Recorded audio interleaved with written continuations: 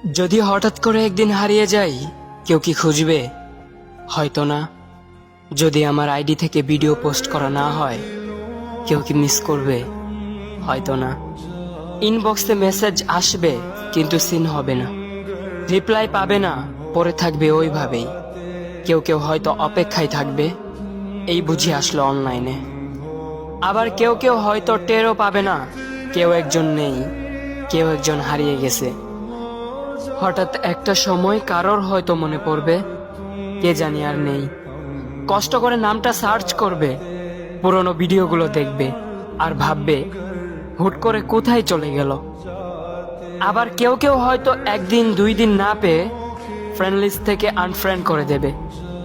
যখন আমি থাকবো না, তখন আমার স্মৃতি কারোর মনে পড়বে, হয়তো পড়বে, আবার হয়তো পড়বে না। তবে হারাতে হবে